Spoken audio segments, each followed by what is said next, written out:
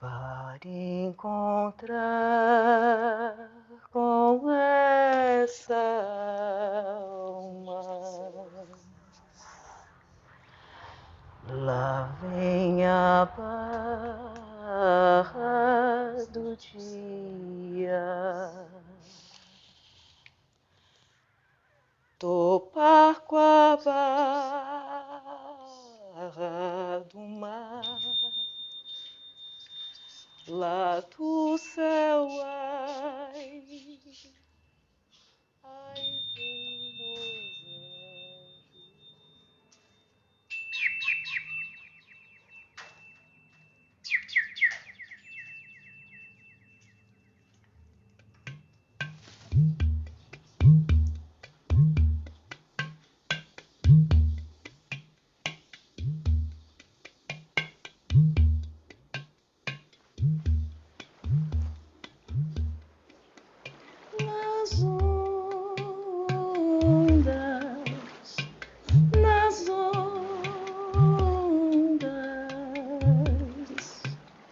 Nas ondas da cachoeira,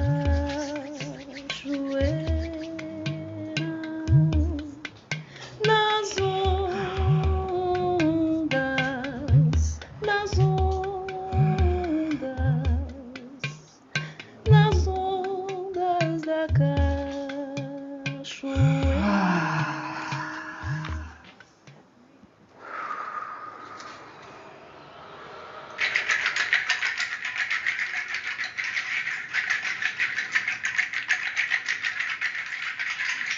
Tensão,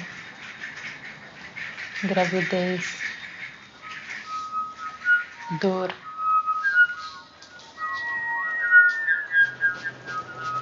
coroa, mar.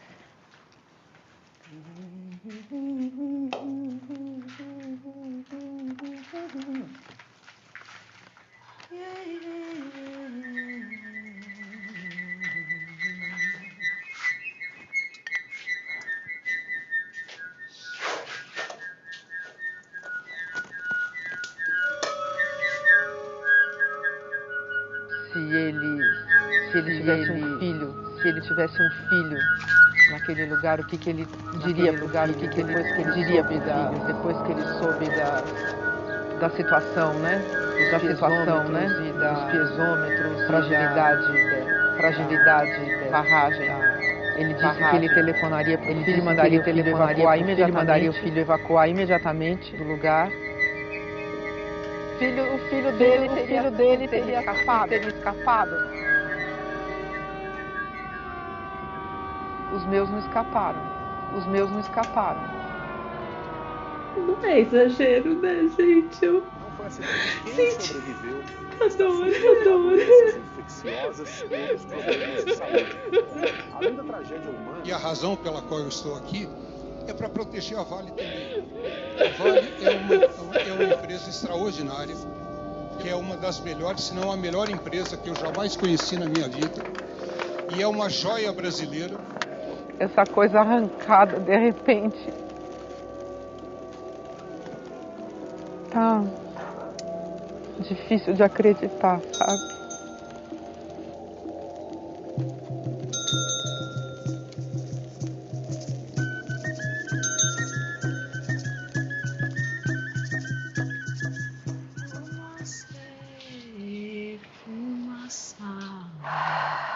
Enfumaça, enfumaça.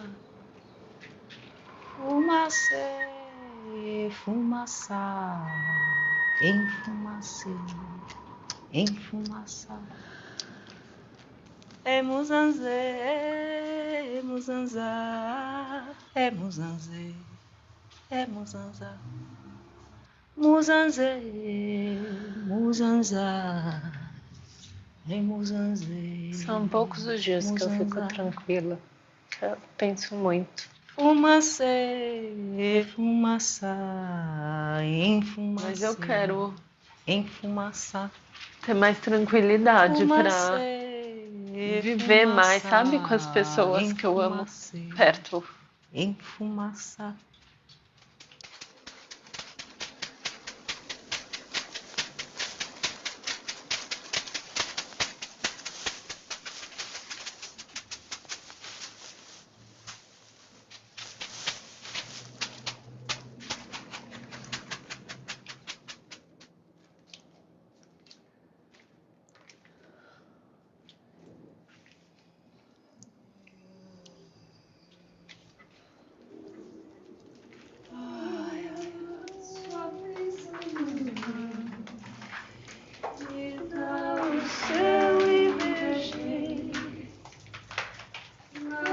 Seu Bento Cajado, seu Egundomar, a sua bênção, e dá o seu Iberjim, seu Bento Cajado, seu Egundomar. E da sua bênção,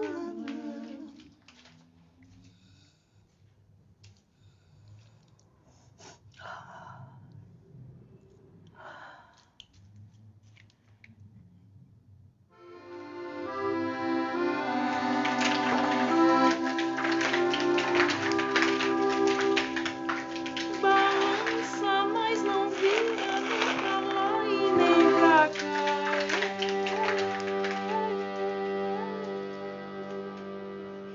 Enquanto estiver no meio, ela há de navegar.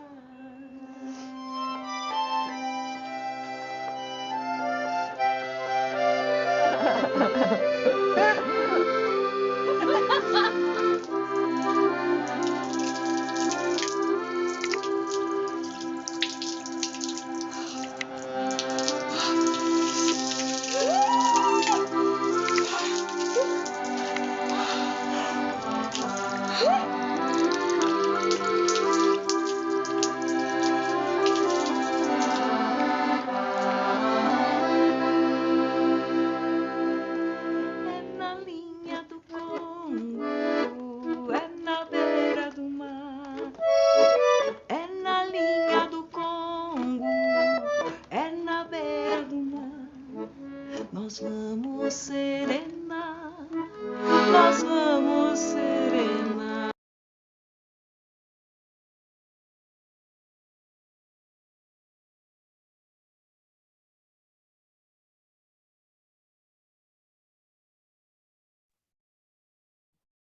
Olá, boa noite.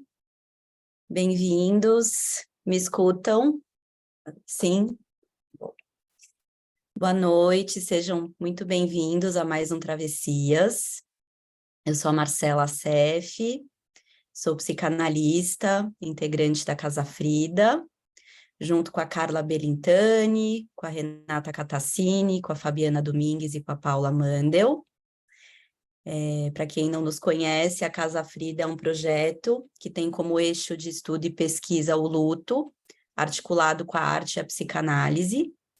Nós, enquanto projeto, entendemos a arte como mediadora e facilitadora em situações dolorosas, em que faltam palavras para dar conta, para falar do que se sente, como, por exemplo, em situações de perda e de luto de alguém que se ama. Bom, hoje no Travessias, a gente vai falar sobre o documentário Ode ao Choro, realizado pela Cecília Angels. Desculpa se eu falei errado, Cecília, qualquer coisa você me corrige. Seja bem-vinda, boa noite. É um prazer ter você com a gente para debater esse documentário tão lindo seu. A Cecília, ela é diretora e montadora audiovisual, Dirigiu 6 curtas-metragens, 2 médias, 1 longa, vídeos institucionais e webséries. Desenvolve projetos de ficção e documentário.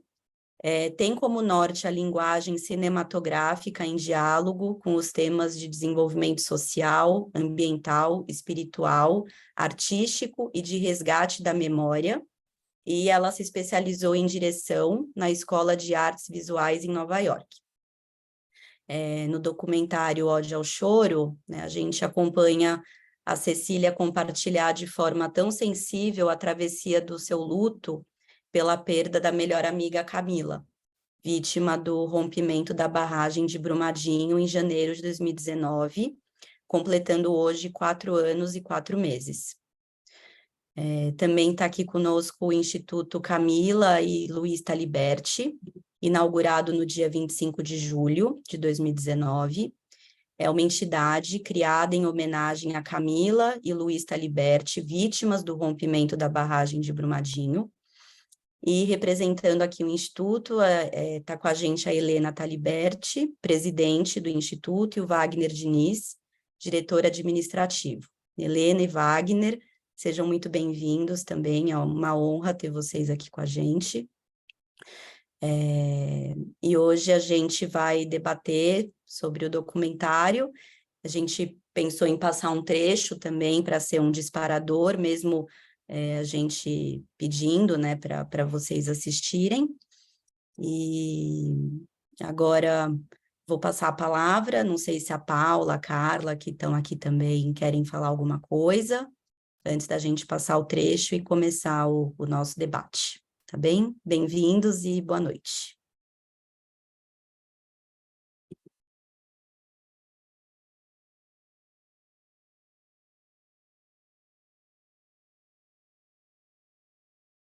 Bem-vindos, boa noite, prazer estar aqui também com vocês nessa travessia especial com a presença da Cecília, do Instituto Taliberti. É um momento que a gente está aguardando já e elaborando há muitos meses, e não é por acaso que a gente escolheu essa data também para ser no dia 25, né? O Instituto tem um ritual com essa data, que é o dia que rompeu a barragem, Brumadinho, 25 de janeiro. Então, a gente escolheu especialmente essa data para a gente estar aqui também trazendo essa memória viva desse projeto tão significativo e forte, intenso, que a Cecília também faz parte aqui do Conselho. E esse filme, esse documentário maravilhoso, sensível, né, que a Cecília faz como um ritual para sua melhor amiga, e tão comovente, tão íntimo, né, que ela se coloca em cena, né, para a gente pensar uma articulação possível com a arte, a psicanálise, e tem total sintonia com o nosso projeto esse tema. É um filme que foi difícil escolher um recorte, né, tinham muitas cenas que a gente queria escolher, mas a ideia é que, né, a gente possa depois todo mundo abrir a câmera para a gente ter um bate-papo, como se a gente estivesse presencial, e cada um de vocês poder compartilhar o que vocês acharam desse documentário tão sensível, tão profundo que a Cecília traz, né, e se coloca em cena além de dirigir, né? Até fiquei pensando nessa dupla função da Cecília, né? O quanto o luto de uma pessoa querida implica tantas funções, né, para a gente conseguir elaborar. E acho que esse documentário, ele traz como uma prova concreta do quanto a arte pode ser um recurso de elaboração, né? Então, é um prazer estar aqui. Cecília, muito bem-vinda, e que seja uma boa travessia para todos nós. Obrigada.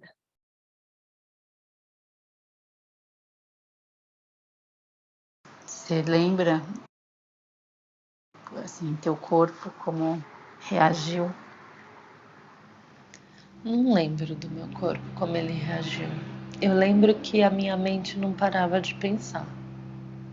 Eu não parava de pensar. Eu não dormia e ficava conversando com Deus o tempo inteiro. Eu tinha vontade de falar: planeta, para, vamos fazer um conselho a respeito dos rumos que a humanidade está tomando. Isso foi um crime. As pessoas sabiam que isso ia acontecer. Elas invadiram histórias humanas, elas invadiram a história da natureza, conscientemente. Sério, e ninguém tá fazendo nada? Eu sei, existem 1000 outras causas, 1000 outras dores, 1000 outras situações de indignação como essa. O que, na verdade, reforça essa sensação para tudo. E eu ficava com raiva das pessoas no meu entorno. Uma amiga minha falou para mim, a vida segue. Que vida segue? Sério? Você tá passando por isso e a vida segue? A vida de quem segue? Só que ao mesmo tempo, depois eu fui ver que a vida segue. Tô aqui ainda falando sobre isso, mas seguindo. Mas ao mesmo tempo não é uma vida segue, porque a vida segue de outro jeito. Teve um dia assim, eu tava numa situação, chegou assim a informação: você tem 33 anos e ao longo da sua trajetória inteira, nunca ninguém deu qualquer indicação de como lidar quando você perde alguém. O que fazer em caso de tristeza pós-morte? O que é luto? As palavras não encontram o tamanho da dor. Eu achava o tempo todo que eu estava beirando um lugar que a minha psique ia explodir e eu não ia mais voltar. Eu ia cair nesse lugar abismal de dor e não ia mais voltar. E outra era um ranço. Eu fiquei chateada com os meus pais. Por que vocês nunca falaram disso? O meu avô faleceu, eu tinha 15 anos. Por que nesse dia a gente não teve uma conversa séria? De que isso só estava sendo a primeira perda de muitas outras que podem acontecer na minha história? Por que nos meus grupos espirituais, que a gente fala tanto de espírito, de continuidade de vida, por que também a gente nunca falou de dor, de perda, de vazio? Porque a gente, enquanto indivíduos na sociedade, a gente é preparado para várias coisas. Preparado para escolher uma carreira, preparado para ter uma profissão e para morrer. Nem para a sua própria morte você recebe balizas, nem para lidar com outras pessoas que morrem. Porque é isso, ao longo dos momentos centrais, assim, da dor mais tensa, eu não tinha com quem conversar. Eu virei uma ilha de dor e tristeza, que eu ia para os lugares e eu era esse poço de tristeza e que eu não conseguia estabelecer ponte. E eu fui só virando uma bexiga, tipo, crescente de um conteúdo. E eu falei, esse negócio vai estourar. Não vai ser bom para as minhas relações pessoais. Eu preciso, talvez, criar um espaço ideal para, então, eu liberar esse conteúdo. Nesse estudo, né, que eu venho fazendo, o que mais tem aparecido é tudo que está sendo dito, sabe, sobre essa negação da morte.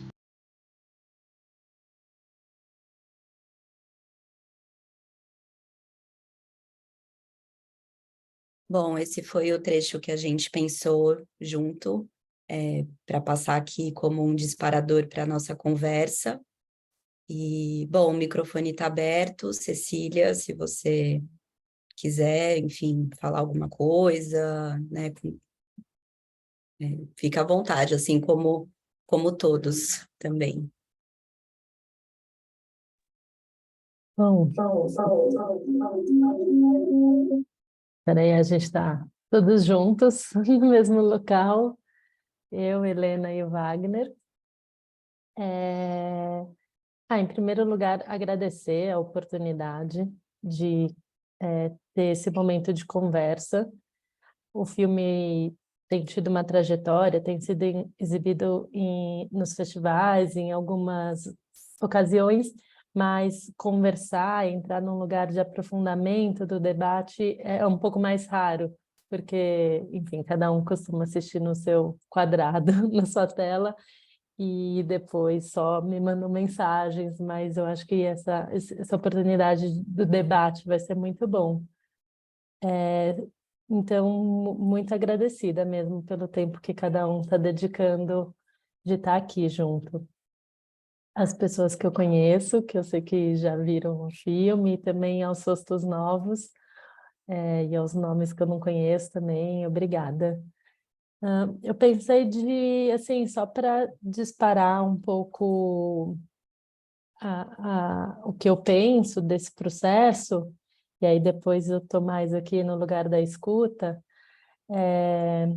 achei providencial que tenha sido esse trecho para a gente começar a conversa, porque ele fala, ele dá toda a descrição de qual era o meu estado emocional, psíquico, espiritual, né? Era esse, eu estava ainda num momento muito começo da travessia do luto, né? Ainda num lugar em que tudo que eu vivia não estava cabendo em mim.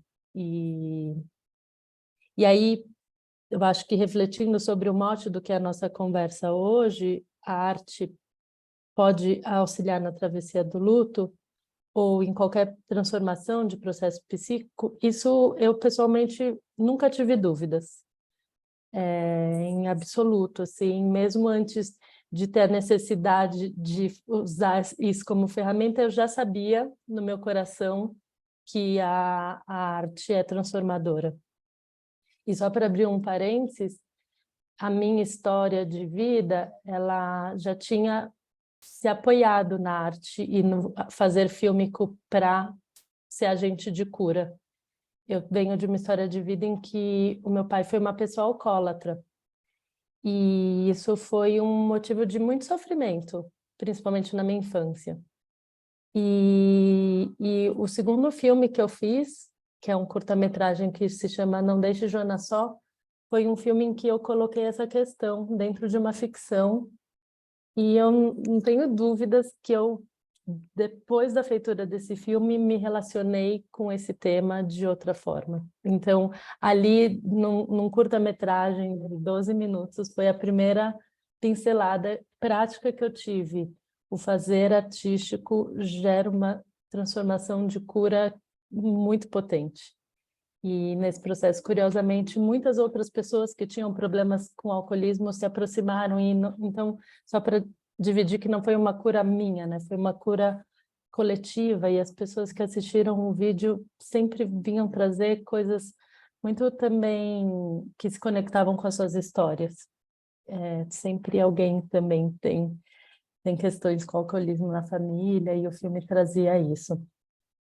Então, quando eu me deparei com a morte da Camila e todo, assim, o abismo que era ter que estar perante esse atravessamento, que foi a morte tão inesperada, desse jeito inimaginável, era como que, assim, eu não tenho mais outro recurso a não ser isso que eu conheço, que é o que eu sei fazer, o que eu tento fazer.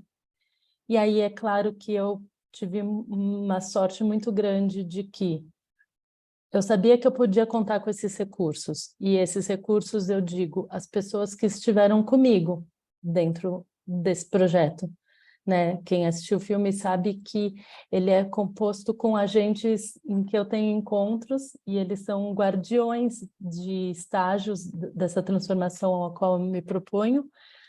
E é isso, assim, eu venho de um histórico de ayahuasqueiro, isso é uma informação importante, o meu manifestar espiritual, então, tipo, muitos anos de ayahuasca, muitos anos de psicanálise, me coloca nessa posição do tipo, é isso, assim, você sabe que essa ferramenta está disponível. E quando eu comecei a pensar no projeto, que era com uma insegurança absurda, eu quase achava que eu estava brincando com essa exposição e que ela não fazia muito sentido. A primeira coisa que eu sabia era, eu vou fazer, mas eu não tenho compromisso nenhum de mostrar isso para ninguém, eu vou fazer isso para mim. E eu sou tão crente do fazer cinematográfico, eu acho tão mágico quando você dispara uma câmera e o que se manifesta ali, ele tem uma característica tão própria que eu sabia que só isso já justificava. Eu falar perante a câmera e vivenciar tudo que eu vivencio no filme, isso já era uma coisa muito importante. E aí, claro que pouco a pouco eu fui ganhando estofo, compartilhando com as pessoas próximas. Olha, o que você acha? Assiste essas imagens, vê se ela faz sentido para você. E aí que foi pouco a pouco ganhando assim a coragem de falar. Isso pode ser uma coisa para comunicar com outras pessoas. Ele não foi, né? Quando eu vivenciei o processo dos encontros, ele não estava já definido que ele ia se tornar um filme público. Ele, num primeiro momento, tinha o objetivo, né, de eu lidar com o próprio momento que eu estava vivendo. Mas aí é isso, nessa trajetória que já está fazendo 2 anos e pouco do filme, eu vejo que ele ressoa em outros corações e ele traz à tona processos para outras pessoas, e eu acho isso muito gratificante, assim, de que todo mundo tem uma história com luto. O jeito que eu retrato é a minha linguagem, mas cada um vai entender isso dentro do seu coração, assim. Então, é isso. É muito pouco conceitual o que eu fiz com o filme e como eu entendo ele, assim, em termos, eu até pensei, nossa, vai ser uma roda de psicanálise, que referências eu tenho sobre isso? Não são muitas, né? É muito empírico, é muito eu como a psicóloga, mas assim, mas eu tenho essa vivência de quem se dispôs. Mas só para fazer um parênteses, algumas pessoas falam, nossa, que coragem a sua de se expor. Assim, não foi coragem, foi sobrevivência. Dentro da linguagem com a qual eu me comunico, era quase a última coisa que eu tinha para fazer. Então, a minha coragem, na verdade, foi a escolha por viver. Porque eu fiz isso porque eu escolhi viver, porque eu poderia ter escolhido desistir, e eu não estava nessa disposição, isso eu nunca quis. Então, é meio uma catapulta, assim, quando você está lá no fundo, e o que você só tem uma escolha para fazer, também fica um pouco mais fácil, né? Ou é isso, ou era isso, ou era isso que eu tinha para fazer. É um pouco isso que eu queria compartilhar.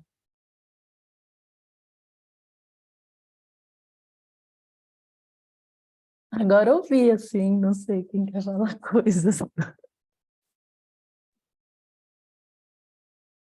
Eu queria fazer só então, um breve comentário.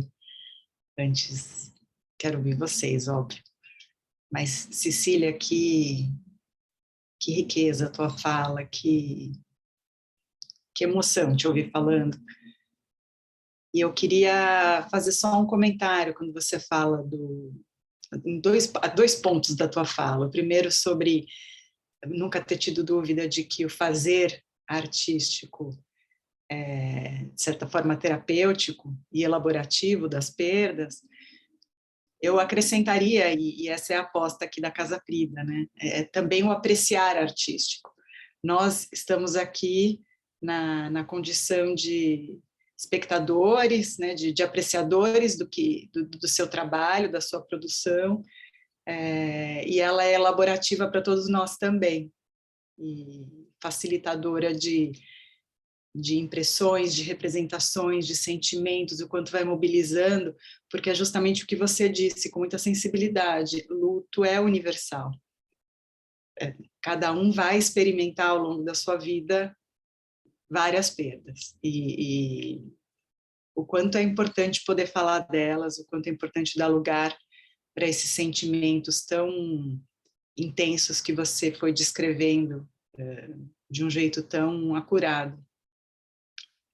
No trecho, no filme inteiro, com o seu corpo, com os rituais, com as fotos, com a argila, com tudo, e agora nesse momento. E só para dizer que não precisa ter nenhuma referência psicanalítica, nenhuma leitura psicanalítica, porque aqui o que a gente está lidando, a psicanálise, ela lida justamente com o psiquismo humano, né? E com o que nos liga uns aos outros, e você, com o seu trabalho, acessou assim, camadas muito profundas. Freud dizia que qualquer ideia que ele tinha, um escritor ou um poeta já tinha tido antes. Ele não tinha conhecido diretores de cinema, enfim, mas com certeza isso se aplica também às artes visuais, todas elas. E, então, parabéns, muito obrigada por estar aqui com a gente.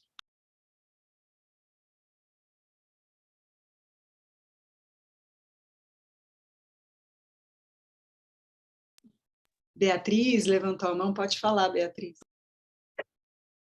Boa noite a todos. Oi, Cecília, oi, Helena, oi, Wagner. Eu fiz um curso, né, de especialização em luto, né, eu tenho um histórico de luto também na minha família, e eu achei, Cecília, tudo aquilo que você falou e se expressou foi muito importante e foi exatamente assim, eu vejo que o luto, pelo que eu estudo também sobre luto, é exatamente isso, né? Quer dizer, eu acho que eu acho que isso a gente está trabalhando, e você, através da arte, né, está podendo demonstrar a importância da gente falar um pouco da finitude, né? Claro que o que aconteceu foi uma tragédia, foi algo inenarrável, né? Que envolve questões políticas, públicas e tudo, mas quando você fala do seu sentimento, né? Daquilo que é de mais profundo, né? De um lugar que você fala, como assim? Né? Porque é bem isso, né? De um dia para o outro, como assim não tem mais? Né? E eu achei isso rico, porque é muito difícil a gente achar material, sabe? E de uma genuidade, uma generosidade, Cecília, você ter feito, né? Ter trabalhado a sua dor de uma maneira tão rica, né? Porque as pessoas, justamente, elas, quando você falou aquela parte, né? A vida segue, né? É muito isso que os enlutados trazem, né? Como assim, né? Como que essa pessoa... E outra coisa que eu achei assim brilhante, quando você fala, mas a vida está continuando, como assim que o ônibus está passando? Eu não lembro direito o que era, mas assim, né? Porque o seu mundo para naquele momento, né? E que direito tem o mundo de continuar, né? Fazendo o seu papel? E eu acho que isso é muito importante quando você escuta, né? O enlutado, quando ouve isso, ele se sente tão acolhido, sabe, Cecília? É uma maneira de... Eu já fiz trabalho em grupo com enlutados, e a fala é exatamente isso, principalmente na época da Covid, né? Onde as despedidas, e no caso de vocês, né? Não poder se despedir, né? Quer dizer, não tem o ritual, você tem que fazer... Quando eu via você no filme, com aquela bonequinha, eu queria até que você falasse um pouco mais depois sobre isso. Eu imaginei um pouco que é uma forma de dar forma para aquilo que não pôde ser visto, né? Para aquilo que não pôde ter a possibilidade de se despedir, né? Mas é uma despedida que é diferente, vai estar sempre com você, e a gente viu isso no filme, vai estar sempre com vocês, né, Helena? No coração de vocês, sempre presente, fortemente. Isso é uma coisa que eu levo, os meus pais, meus avós, estão sempre comigo. E isso que você fez é manter o que a gente chama um pouco de vínculo contínuo, né? Porque a gente não se luta por qualquer pessoa, né? A gente se luta por alguém que a gente se vinculou. A gente tem vínculo. Tem pessoas que morrem, você sente, mas você não se enluta, né? E aí e acho que esses lutos dessa maneira abruptos, né? Os meus pais morreram numa tragédia também, eu era muito pequena, mas e meus avós tiveram que me criar. Então, eu acho que tem todo um processo que eu queria até perguntar para você, como é que você está, né, hoje? Né? Não sei, foi feito esse documentário, quando que foi feito? Eu, né, queria entender o tempo, tem algumas perguntas aqui, não sei se cabe, não quero me estender também, mas era para falar que foi, assim, é muito importante, quando você também diz, né, como assim não me explicaram, né? Como assim vocês não me disseram? Como é que funciona o processo de enlutar-se? Né? Porque as pessoas têm muito medo de falar sobre a morte. Também é algo importante de falar, né? Porque, como a Paula falou, é universal, né? Todos vamos morrer, claro, e nesse caso foi uma tragédia desnecessária, óbvio, né? Mas é muito rico e muito importante falar e colocar isso para as pessoas se sentirem mais acolhidas. É isso. Desculpa me estender.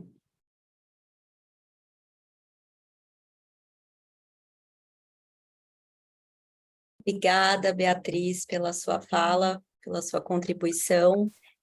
Cecília, se você... eu não estou vendo as pessoas, desculpa, deixa eu tentar arrumar. Ai, voltou. Cecília, se você Você tá me quiser ouvindo? responder, sim, se você quiser falar alguma coisa. Desculpa, é que como a gente está com 3 computadores no mesmo lugar, quando um vai começar a falar, o outro tem que mutar, senão dá um eco louco. O filme, assim, essas coisas meio malucas do acaso, mas começou as primeiras filmagens 9 meses depois do rompimento da barragem, que eu acho que é uma data simbólica, assim. E aí ele durou, acho que 1 mês, 40 dias, e foi para a lata, assim, foi para o HD, foi para a gaveta, e lá ficou por quase 1 ano. Aí entrou a pandemia, e aí era aquelas primeiras notícias, busque algum projeto para se engajar, encontre o que fazer quando você não tem mais ninguém para conversar na sua casa. E aí eu retomei, aí eu assisti, aí eu falei, eu acho que eu preciso assistir. E aí eu sentei a bunda no computador e assisti tudo. Aí foi um outro processo, porque assim, eu vivenciei a coisa pelo lado, eu era o sujeito, né? Eu estava sendo gravada, eu estava experienciando tudo, mas eu estava do lado de cada lente do equipamento que estava me gravando.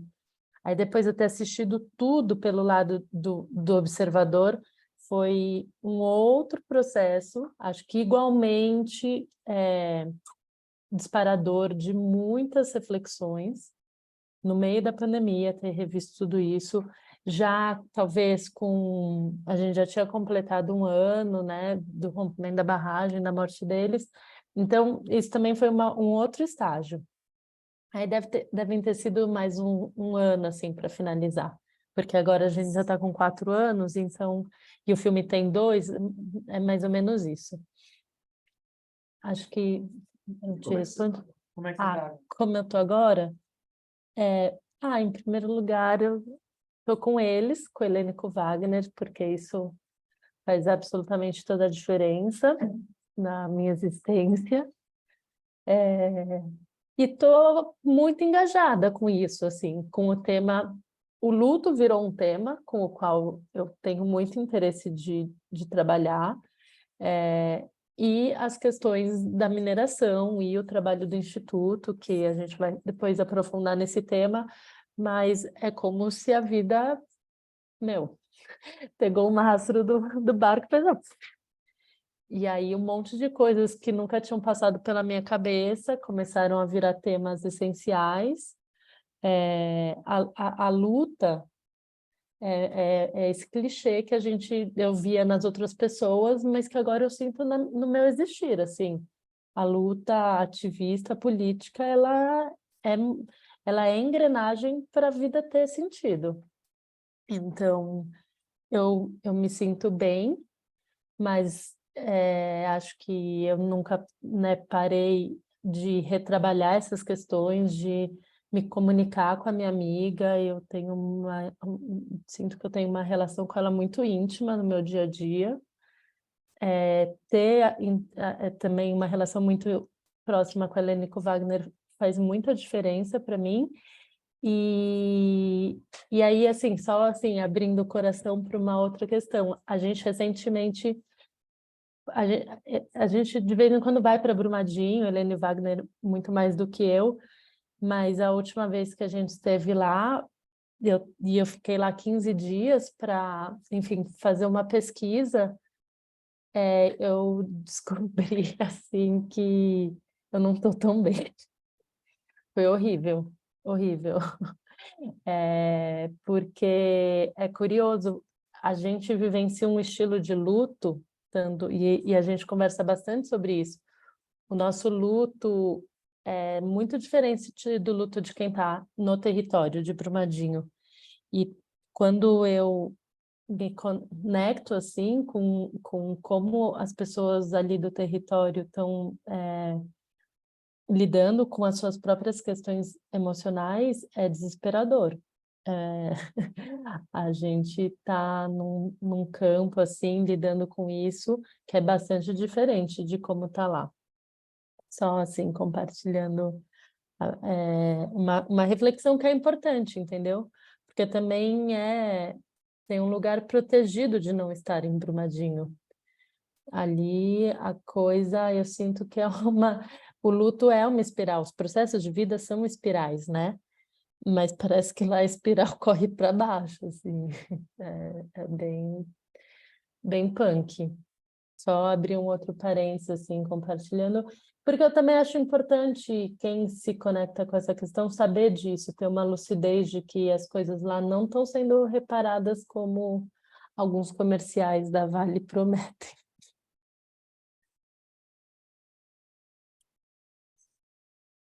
Vocês não querem falar nada? Vou passar a palavra aqui para a Helena.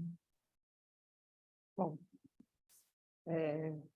muito obrigada, gratidão. Estou com fone. Pronto. Deu certo agora? Estão me escutando? Então. Sim, sim. Gratidão por essa oportunidade, por ouvir a Cecília, sempre é muito bom, por todos que estão aqui. E aqui a Cecília está conosco, mas também aqui tem vários na sala, Maíra, Fernando, Nina, Lígia, enfim. Josu também. Estão conosco, Valdene está conosco aqui também, são os queridos que vivem esse tempo conosco, né? Eu chamo desse tempo porque tudo que a Cecília fala no filme é uma coisa que de repente me conectou mesmo com muitas coisas que eu estava sentindo quando eu vi o filme pela primeira vez, eu já vi várias vezes, e aí eu digo para vocês assim, a primeira vez que eu vi o filme, eu me conectei com uma série de sentimentos que eu nem sabia dar nome, né? E que a Cecília deu nome, a Cecília mostrou o que era, é como se ela estivesse desenhando para mim. Ó, você está sentindo isso, né? E cada vez que eu vejo o filme, ele me emociona de uma forma diferente. Eu acho que eu já vi umas 4 vezes, e de vez em quando tenho vontade de ver de novo, aí eu ligo para a Cecília e falo, me manda o link, porque eu nunca acho o link, mas enfim, já também discuti a questão desse luto nosso, né? Primeiro porque é um luto coletivo demais, são 272 vítimas, né? Então, da nossa família foram 6 pessoas. Eu acho que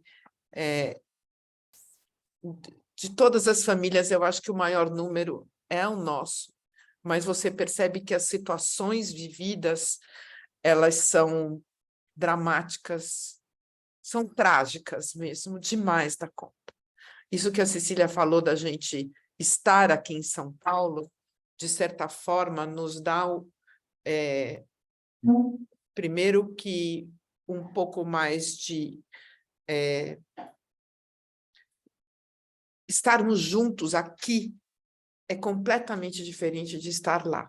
Lá, de fato, nós já fomos... Cecília falou muito bem, é muito pesado. É muito pesado. E lá tem uma quantidade muito grande de pessoas vivendo esse luto, e cada um com esses sentimentos confusos, porque o luto faz isso. O luto desorganiza a cabeça da gente. A cabeça, a vida... Você olha, você sai na rua, a primeira vez que eu voltei de Brumadinho para São Paulo,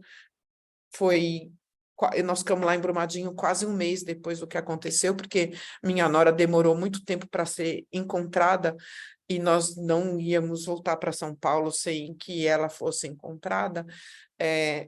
A primeira vez que eu desci aqui do meu prédio e andei aqui na rua da minha casa, as pessoas normais andando, correndo, e entra do carro, sai do carro. Eu falei, gente, isso daqui não é o meu mundo. A minha vida não é isso aqui que está aqui. Como assim? Ninguém está sabendo do que aconteceu comigo? Ninguém tá vivendo o que eu estou vivendo? E não, ninguém estava. Quer dizer, as pessoas, a vida seguiu.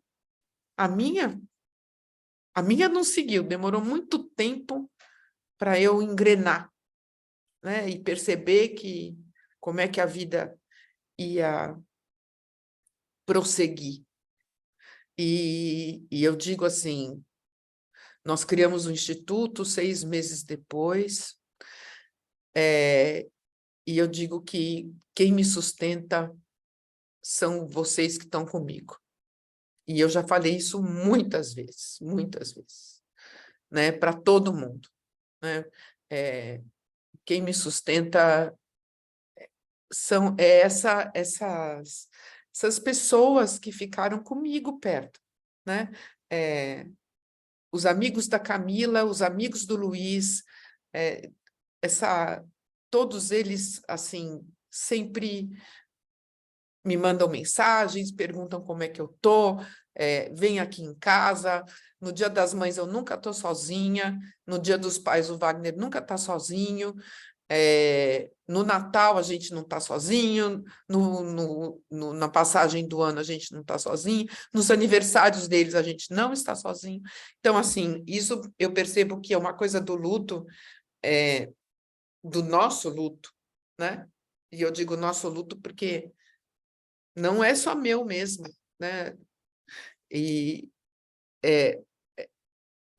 essa coisa do nosso luto, da gente viver junto, né? A ausência deles, para mim, é uma coisa que me ajuda muito, mas demais mesmo, sabe? E é isso, não quero me estender muito, depois a gente conversa mais.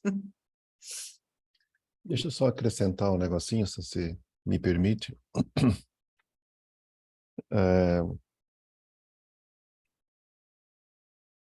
O Instituto Camila e Luiz Taliberti, ele não foi criado por nós, pais, né, da Camila e do Luiz. Ele foi criado por uma iniciativa dos amigos e amigas da Camila e Luiz. E que isso, para mim, tem assim uma simbologia enorme, tanto pelo fato de reforçar aquilo que a Helena acabou de falar, que é um luto coletivo, muita gente participando, mas também por mostrar uma outra coisa, que luto é também acolhimento, né? E quando os amigos e amigas do Luiz decidiram por criar o Instituto, a gente ficou assim meio perdido, assim, como é que é esse negócio, o que que vai acontecer, a ideia era boa, mas a gente ficou no nosso canto. Passado alguns meses, eu me deparo no Facebook com uma página chamada Fundação Camila e Luiz Taliberti. Eu quase caí de costas, né? De onde veio esse negócio? Aí a gente começou a ir atrás, a fuçar, e a gente percebeu que era a galera que já estava se agitando esse negócio, e aí eu e a Helena conversamos, a gente falou, opa, vamos tentar ajudar e organizar esse negócio, né? Mas isso, para mim, mostra que o acolhimento, ele é um elemento extremamente importante no processo de luto. E faz muita diferença sentir-se acolhido, ter gente que está ali dizendo assim, estamos juntos, né? Estamos sofrendo como vocês estão sofrendo, porque a gente, né, muita gente fala, a gente entende a dor de vocês, mas nós também temos a nossa dor. A gente está também sentindo, talvez de uma maneira diferente, mas a gente está sentindo a ausência, né, que está presente, né? E aí uma outra coisa que eu queria destacar, né, é uma lembrança que me veio assim agora. E foi um texto assim, que a queridíssima Carla Belintani, que está aqui, mandou para mim lá atrás, faz tempo isso, que ela me mandou um texto. Um texto do Freud sobre a transitoriedade, né? E para gente que perde, né, gente tão querida, tão próxima, né, como é a gente perder os filhos, essa ausência, né, é muito dura, e a gente tem uma tendência de não aceitar, né, essa ausência, de não aceitar que as coisas são transitórias. E aí, depois disso, você passa por um outro tempo pensando que tudo é transitório e tudo começa a ficar sem graça, né? Porque quando você se dá conta que você não tem governabilidade sobre nada, né? Então você começa a achar que tudo é transitório e tudo está fadado a desaparecer, né? E acho que foi esse texto assim que me abriu assim uma luzinha, né, do tipo, olha, é porque as coisas desaparecem que ela tem muito valor também, né? E não é porque a flor que dura um dia que ela, né, aparece, né, num dia com toda a sua exuberância e vai durar só 24 horas que ela perde a sua beleza. Ela continua com a sua beleza, embora que ela desapareça em 24 horas. Então, o processo de luto também é um processo de você entender a transitoriedade em que a gente está vivendo, né? E esse filme, para mim, da sexta, de uma maneira muito ousada, eu diria que ele devia ter um outro nome. Não é uma ode ao choro, mas é uma ode ao amor. Porque, no fundo, o filme não fala... Claro que fala do luto, mas muito mais do que o luto, fala do amor que ela tinha pela Camila e vice-versa.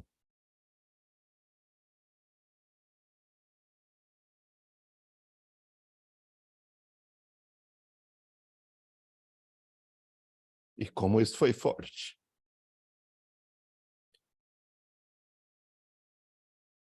E isso não é transitório.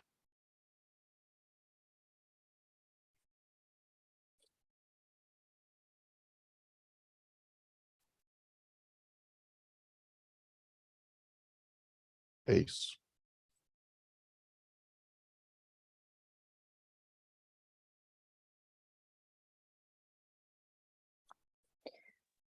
Não tem como não se emocionar escutando vocês, né? Que potência de fala, quanta emoção, quanto sentimento, quanto carinho. E acho que é um travessia, né? Até acho que retomando a fala do Wagner, né? O projeto Travessias nasceu também com esse texto da transitoriedade, né? Foi a primeira atividade que a gente trouxe aqui, numa época que a gente estava vivendo uma pandemia, uma situação também lidando com a transitoriedade, com a finitude, com questões tão delicadas, políticas. E a gente criou esse projeto como uma forma da gente ter um espaço coletivo de troca, para de alguma forma a gente poder se abraçar, né, mesmo à distância. E acho que a fala de vocês acaba sendo esse abraço, né? Esse abraço, esse acolhimento, esse carinho. E acho que, só complementando, né, esse texto ele traz também o luto como um enigma, né? Isso que a Helena também fala, né? Como o luto desorganiza.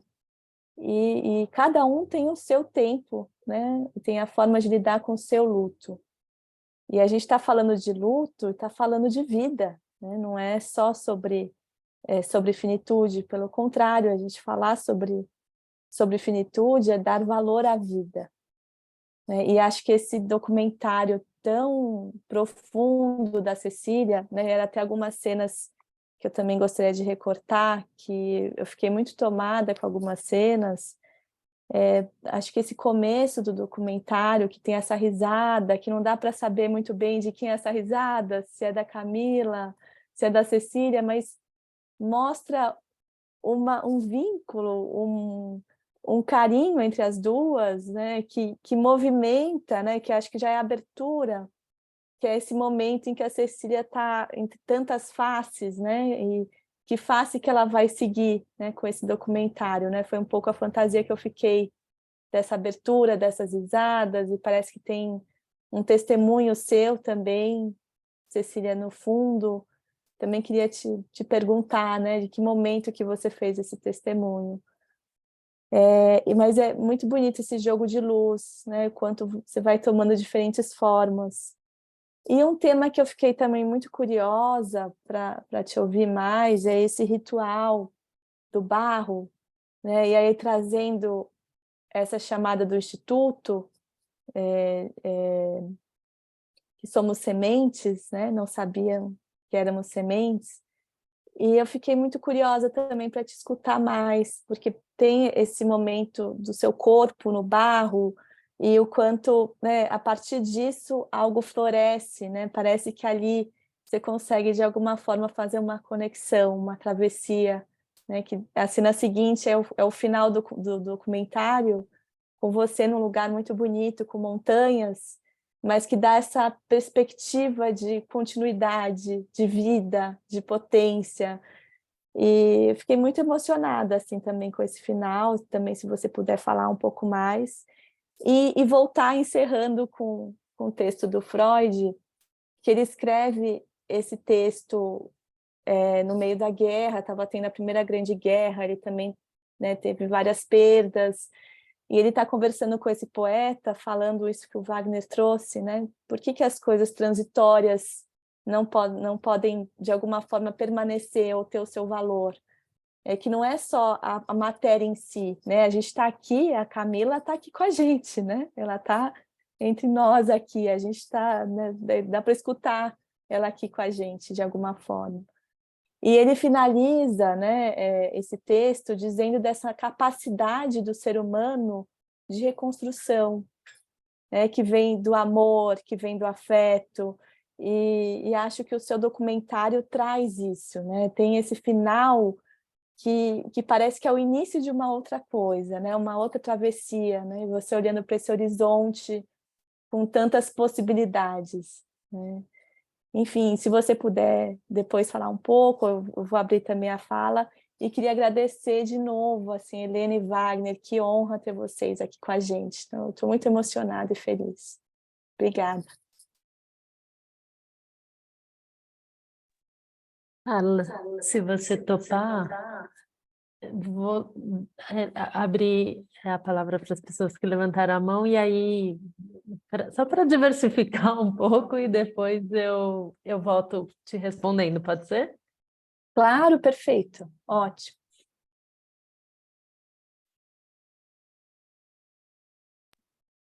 Valdene, você levantou, acho que a mão primeiro. pode falar, por favor.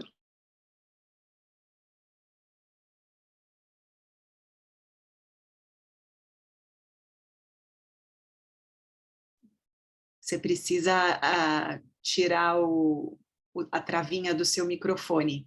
Agora sim. Ai, desculpa, eu não estava conseguindo achar aqui. Gente, boa noite. Eu sou prima do Wagner, da Helena, e estou assim, bastante emocionada com o evento. Queria agradecer a vocês, queria agradecer a Cecília pelo filme tão sensível, tão maravilhoso. Eu assisti hoje, ele está bem fresco, né, na minha cabeça, e eu assisti assim com uma dor no peito o tempo todo, né? Porque diz respeito ao Wagner e Helena, que são queridíssimos há muitos anos na nossa família, são um casal assim que a gente admira muito. E esse acontecimento assim mudou a vida da nossa família e mudou a minha vida. Nunca mais eu fui a mesma desde esse acontecimento, né?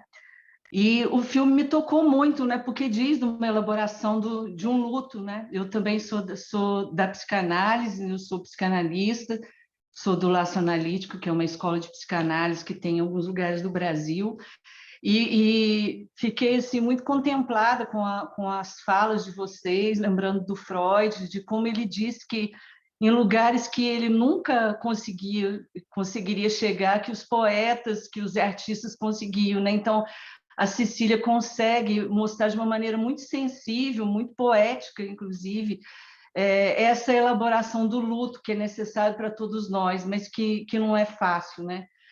E quando vocês falavam, né, quando vocês falaram de poeta, eu lembrei de um poeta que eu não me lembro o nome agora, mas eu procurei até um trecho, porque é um trecho desse poema que diz muito disso, né, das dificuldades, como o mundo não para, mas a gente para e é preciso parar e elaborar, né?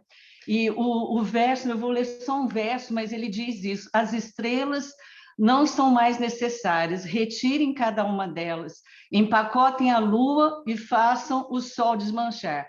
Esvaziem o oceano e varram as florestas, pois nada no momento pode algum bem causar. Né? Uma experiência mesmo que ele diz, né, de uma pessoa muito querida, que ele morreu e que então o mundo continuava, mas não tinha mais um sentido.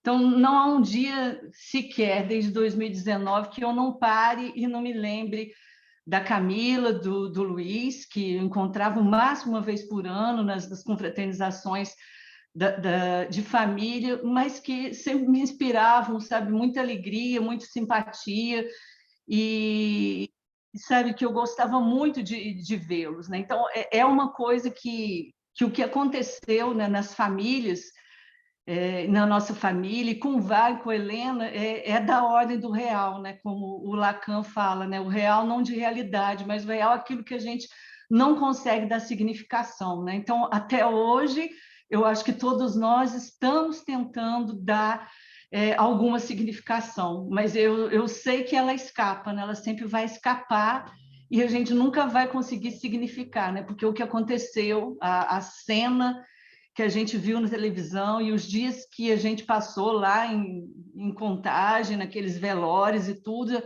nunca vai dar conta disso, né, que aconteceu.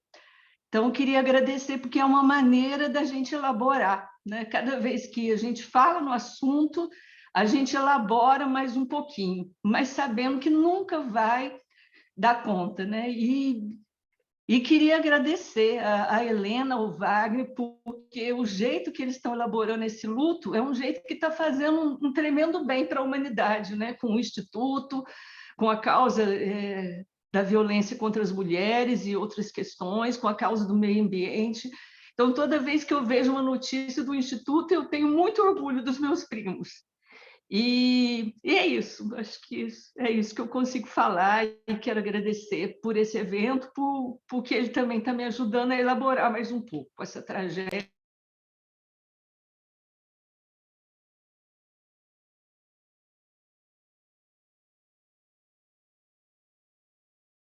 Voz daquele ex-diretor dizendo: ela é uma joia.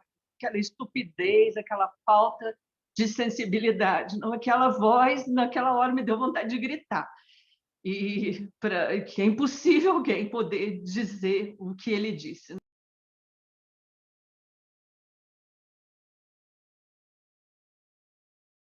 Para a gente não conseguir se conformar, né? E da gente mostrar que a gente é humano, né, frente ao que aconteceu, né? Da gente não se conformar nunca com o que aconteceu e continuar pedindo justiça. É isso, obrigada.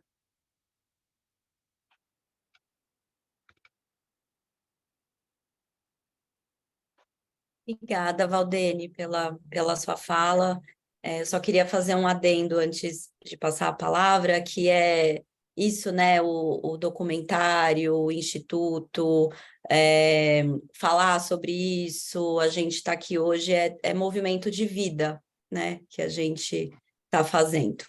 Né, o que a Helena falou nas datas comemorativas, de estarem juntos, nos aniversários, isso é movimento de vida, né? Que algo que não é transitório, que vai perdurar é o amor, né? Então, isso que é muito importante.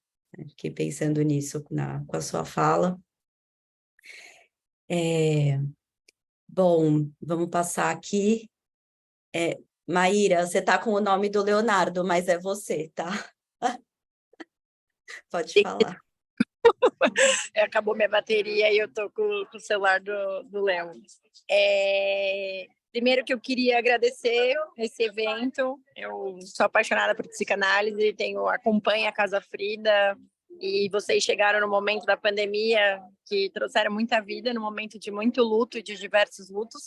Queria agradecer a Helena, o Wagner, a Cecília, que são sementes por si só, assim, eles plantam, mas eles são.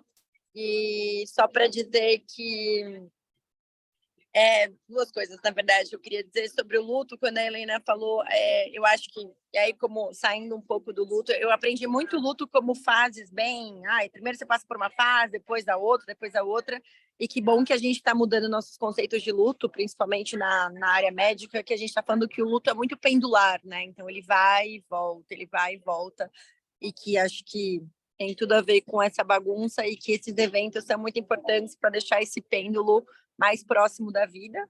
E eu até estou confusa aqui, desculpa, mas só para dizer que é muito importante a gente falar sobre isso, e que Helena e Wagner, vocês não têm ideia o quanto a gente achou que estava com vocês e tentando de alguma forma se solidarizar, mas o quanto vocês e a Cecília também com esse documentário foram importantes para a gente. E aí eu estou falando muito em nome do Luiz e dos amigos do Luiz. Nunca vou me esquecer quando a gente fez a primeira reunião com 6 meses no começo do Instituto, e aí era para a gente falar quem a gente era e quem a gente conhecia, e eu acho que aqueles encontros foi extremamente importante para o luto, para a gente desenvolver o luto e para a gente conseguir estar junto e celebrar muitas coisas, e celebrar muitas vidas. Eles estiveram comigo celebrando recentemente. E obrigada, vocês não têm ideia, vocês acham que a gente estava com vocês, mas foi uma troca, sempre uma troca, e vocês inspiram muito, muito, muito obrigada, e um beijo.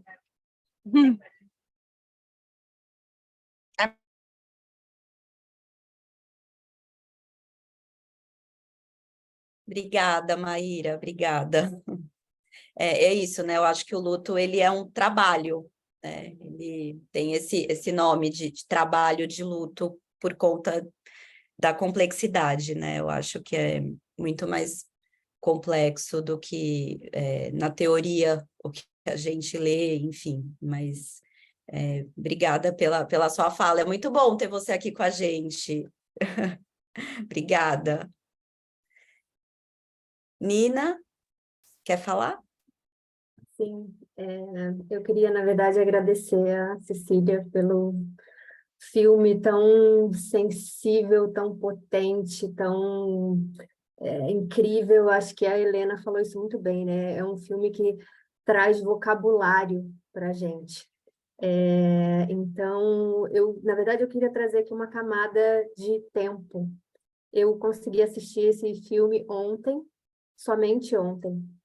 porque antes disso eu não conseguia acessar esse conteúdo. Eu tentei algumas vezes, não foi possível, principalmente porque, que bom que hoje em dia alguém acabou de falar, acho que a Maíra acabou de falar, que trata-se o luto de uma maneira, um conceito pendular. Porque se a gente está há 4 anos vivendo esse luto da Tatá, eu estou há 23 anos vivendo o luto da perda da minha mãe. Então, acessar um conteúdo de luto é acessar de novo aquele conteúdo de 23 anos atrás, uma perda de 23 anos atrás. Então, o tempo, para mim, sempre foi uma coisa muito relativa.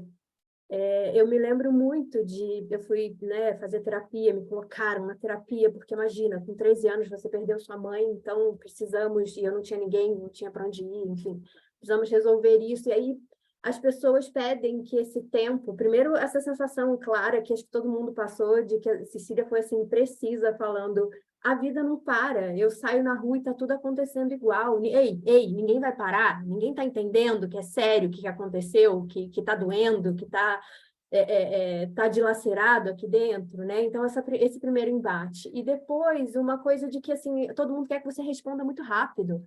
Mas você ainda está de luto? Qual que é o tempo do luto? Quanto dura um luto?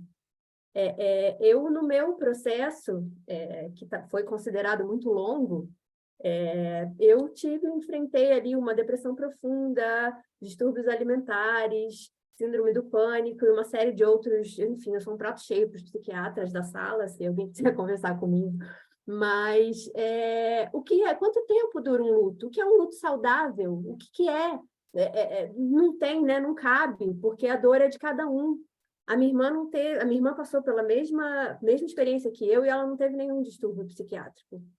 Ela sofreu menos do que eu? Não.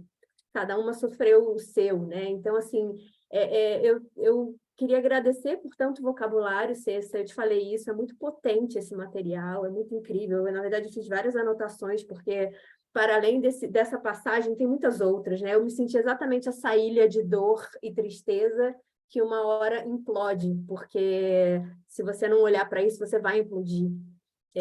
Mas é isso, trazer essa camada de tempo e talvez um questionamento. O que é o tempo do luto? O que é o tempo de cada um para cada coisa?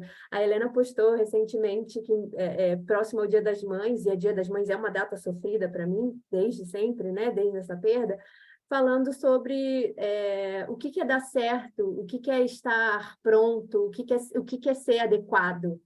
E que ela falava, vocês já são, né? Nós já somos adequados, nós já somos o bastante, nós já somos... Então, é isso, acho que tudo é tão relativo, a gente acaba, a nossa sociedade nos impõe métricas para tudo, o tempo inteiro. Tudo é número, tudo é métrica, tudo é KPI, e a gente acaba vivendo uma falsa sensação de que se a gente está dentro desses KPIs, é como se então a gente achou a equação ali perfeita para a felicidade, para a existência.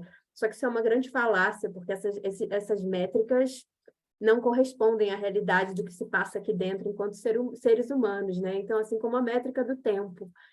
Para mim, eu sempre fui mais lenta para tudo, mais profunda, enfim. Eu queria trazer esse fator, essa camada fator tempo, se alguém quiser falar alguma coisa sobre isso.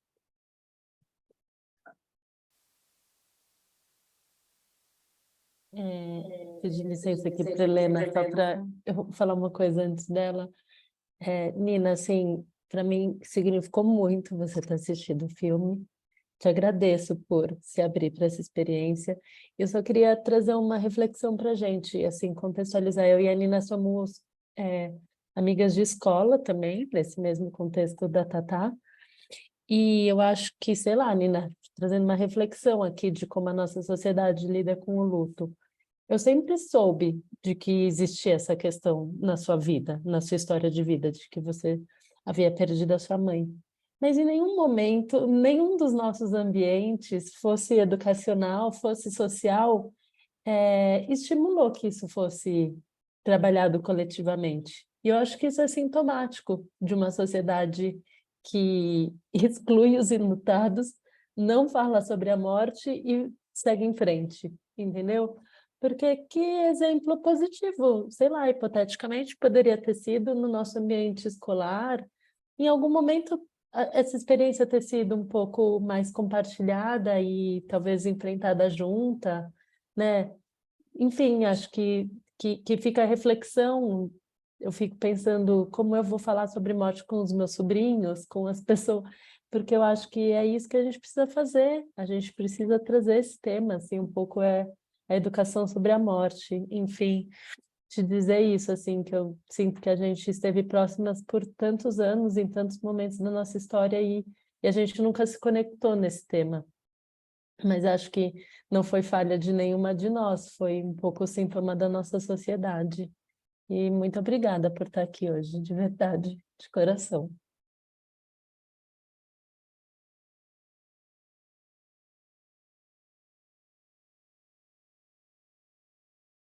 Acho que a gente pode passar para a Helena agora, né? Helena, por favor.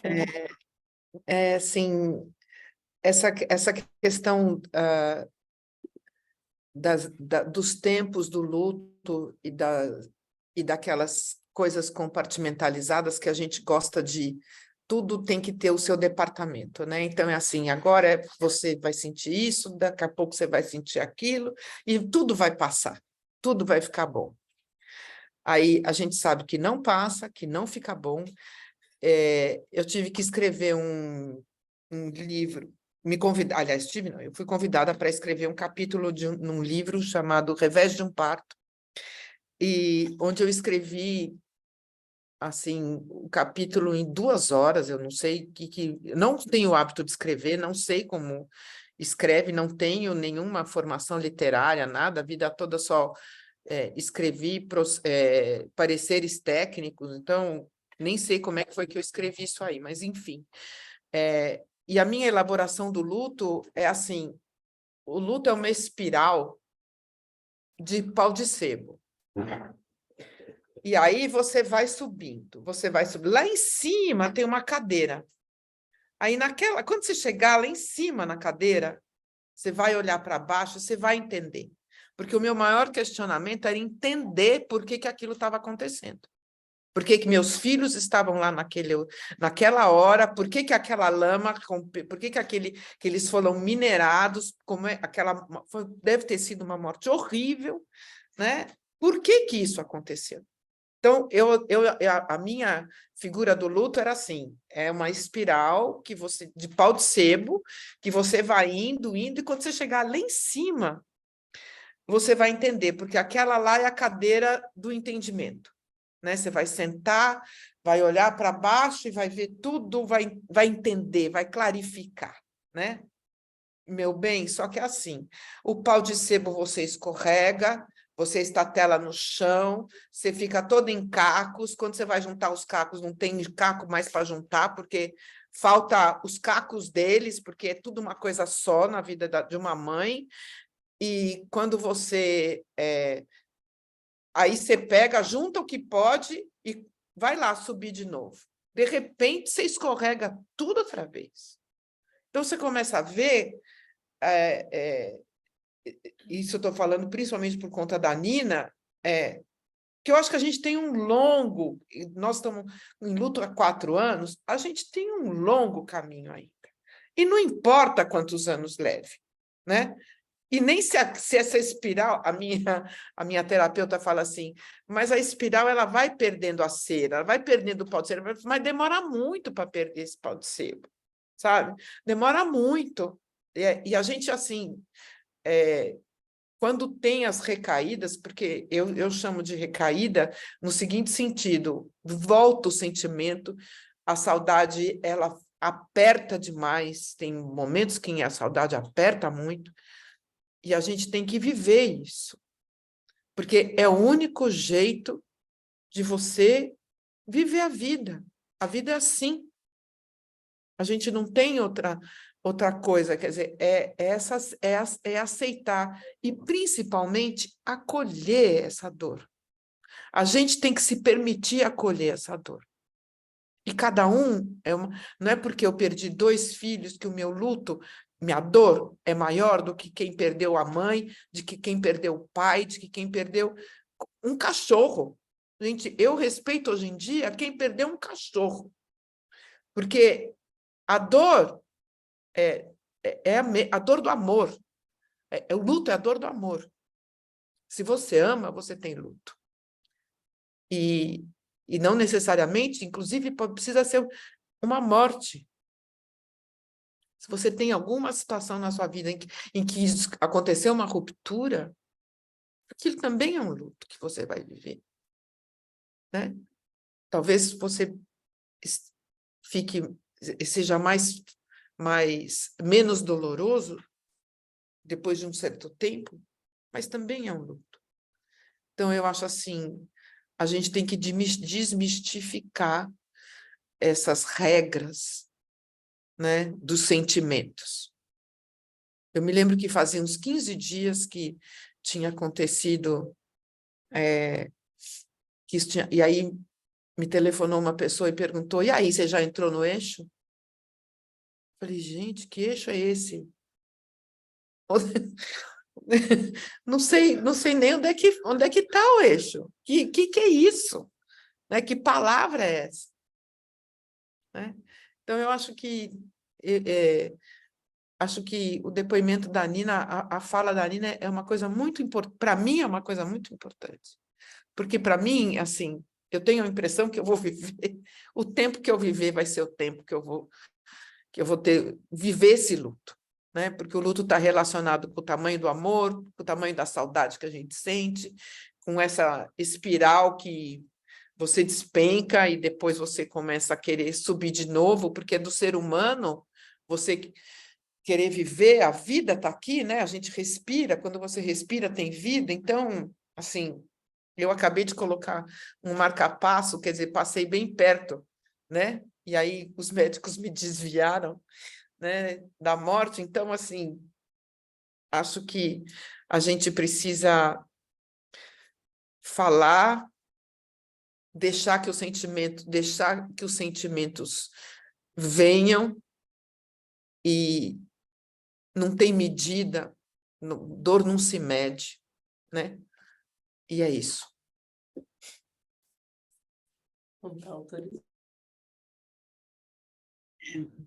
Nina e Helena, vocês foram trazendo tantas imagens, assim, quanta figurabilidade que a gente foi recebendo com a fala de vocês, o pau de sebo, a espiral, essa dor que atravessa da saudade e da perda que chega. Uma vez eu escrevi que a saudade é uma lufada de vento de uma janela que nem se sabia aberta. A gente nem sabia que estava aberta, de repente vem aquele vento gelado que corta assim os ossos. Não se sabe de onde veio, né? Por que isso voltou a incomodar, a doer, a fazer barulho, né? Mas se tem algo que o tempo, que também é outra coisa, outro significante que a gente falou tanto hoje, se tem algo que o tempo nos traz de presente, é a possibilidade de transformação. Essa lufada de vento deixar de ser tão forte, mudar a intensidade dela no ritmo de cada um, poder ser atravessado por uma lembrança, e essa lembrança em algum momento poder ser doce, e não mais tão amarga ou tão agridoce, mais doce. Né? E poder ouvir vocês hoje está muito agridoce, mas vai ficar doce.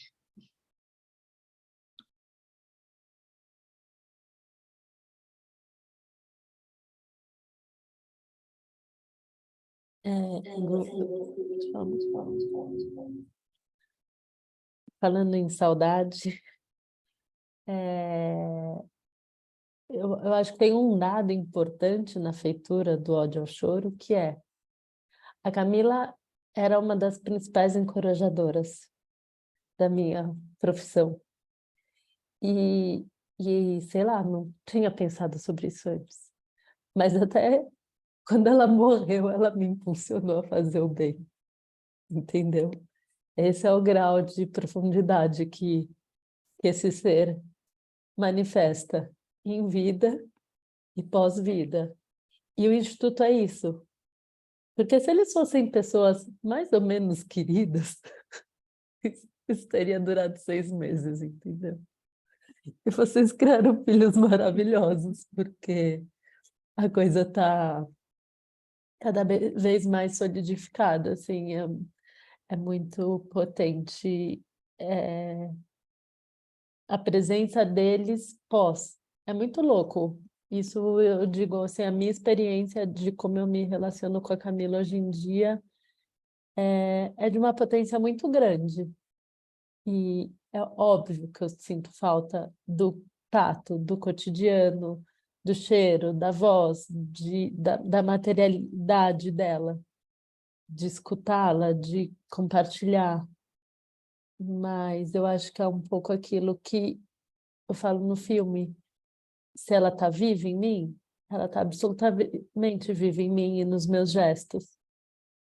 Então, não sei, pensando em saudade, é um pouco a sensação que eu tenho. Deixa eu só falar uma coisa, fazendo um contraponto. Eu não quero que esse meu luto vire doce.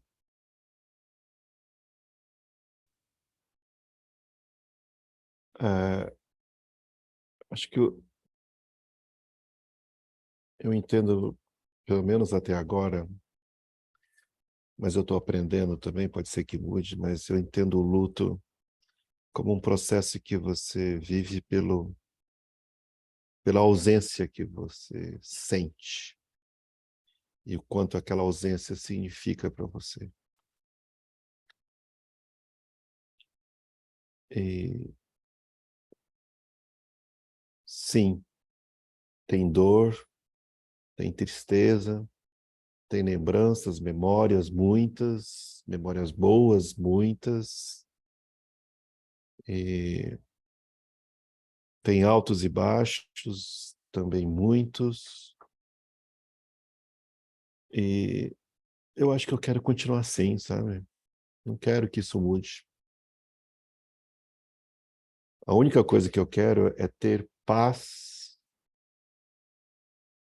para me dar bem com isso.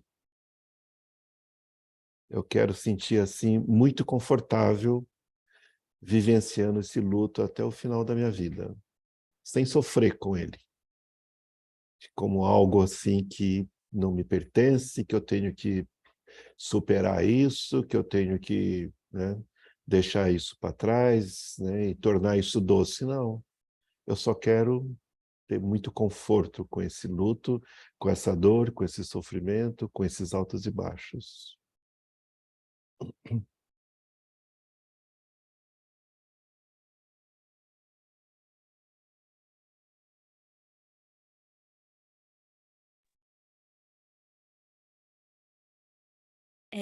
A gente está se aproximando do fim, né, do nosso encontro, mas a gente pensou também em passar um vídeo sobre o Instituto, né, um vídeo que a gente pensou em compartilhar.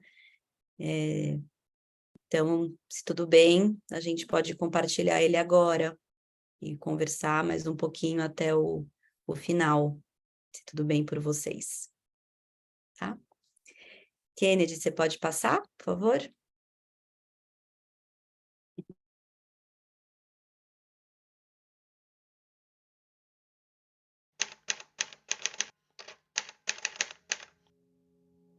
Quatro anos se passaram.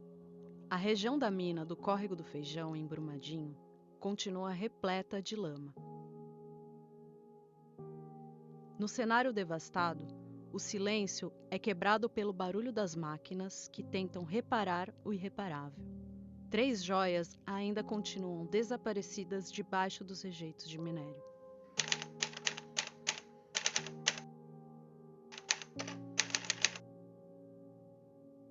A tragédia ocorreu em 25 de janeiro de 2019, quando a ruptura da barragem da Vale liberou a avalanche de rejeito de minério de ferro.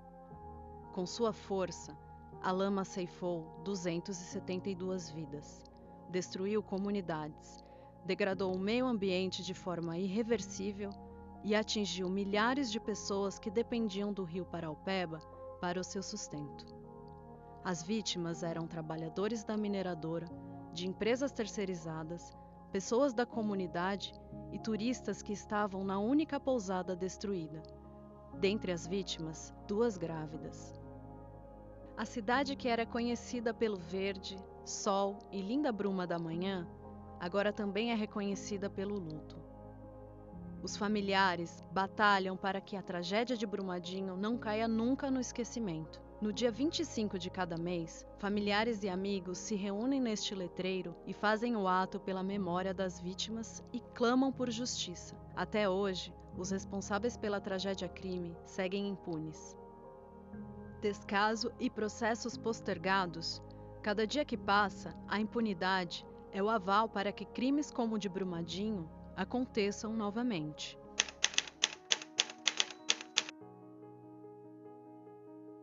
Perpetuar o legado e honrar Camila e Luiz, vítimas da tragédia, foi a maneira encontrada por amigos e parentes para imortalizá-los. Foi assim que nasceu o Instituto Camila e Luiz Taliberti, que dá continuidade aos projetos sociais e ambientais em que os 2 irmãos estavam engajados. A defesa dos direitos humanos, focada no empoderamento feminino e na sustentabilidade do meio ambiente, eram algumas das causas defendidas por Camila e Luiz em vida. Agora, são projetos do Instituto.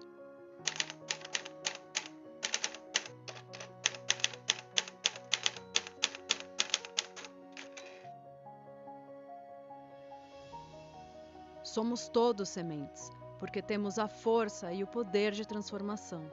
A semente que germina e forma a árvore frondosa e perene, dá frutos e sombras, protege nascentes de água. Somos sementes de amor e justiça, porque temos a força para continuar honrando a memória e o legado de todas as joias que amamos.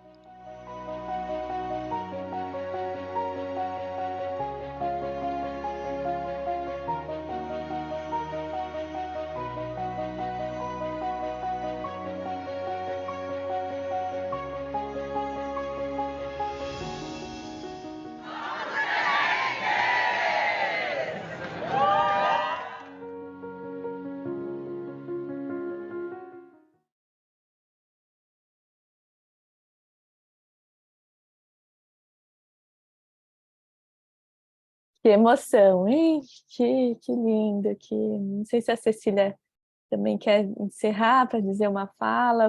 Queria só dizer, né, que esse Travessia hoje é um ode também, né, ao amor, à vida aqui, né, dos afetos, da pulsão do afeto, e da Camila estar aqui com a gente, o Luiz, o Instituto, e essa semente que está cada vez crescendo mais, né, se tornando mais forte. Então é um prazer ter vocês aqui com a gente, e muita emoção também para o projeto recebê-los. Quero agradecer em nome da Casa Frida. E Cecília, você gostaria de encerrar? A gente vai passar para você a fala, não sei se você quer dizer mais alguma coisa.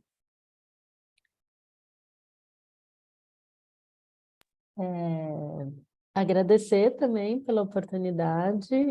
Desde que o filme lançou, eu namorava, exibi nesse contexto com vocês, então agradeço que finalmente casou, porque realmente acho que é um filme que deve ser visto nesse contexto mesmo e possibilitar reflexão, diálogo, abrir a oportunidade das pessoas falarem. Muito bom, apesar que eu vi que várias pessoas ficaram quietinhas, mas mesmo assim eu agradeço por todos estarem aqui.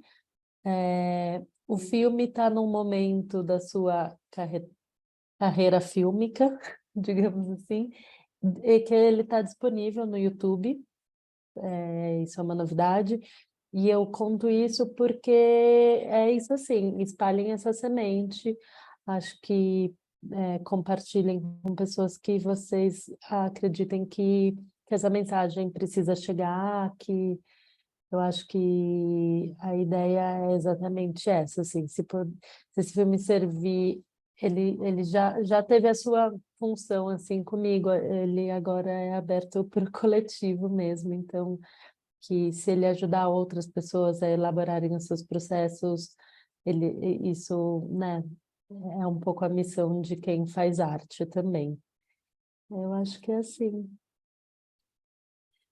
Eu sei que tem muitas pessoas aqui que são do Instituto, para quem não é, o nosso arroba é Instituto Camila e Luiz Taliberti. Nos sigam nas redes sociais. A gente tem uma atividade, uma agenda de atividades importante, constante. A gente também produz vídeos no âmbito do Instituto, então a gente também tem um núcleo de audiovisual negativo, com participantes presentes na sessão que não se manifestaram, fica a dica, mas eles estão aqui. E então, só para dizer que além do Ódio ao Choro, tem muitos outros conteúdos também para vocês acompanharem do nosso trabalho.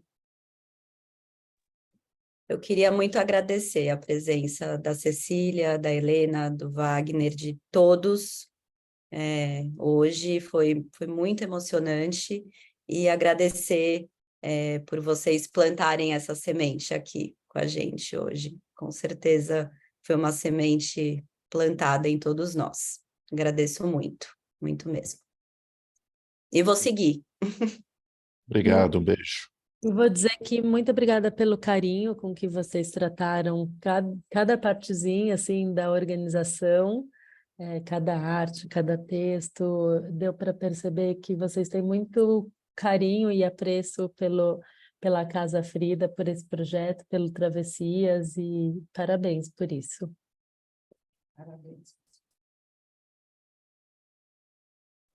Boa noite a todos. Boa noite. Boa noite, gente. Cecília, obrigada, gente. Obrigada, Muito obrigada. Gratidão imensa, imensa.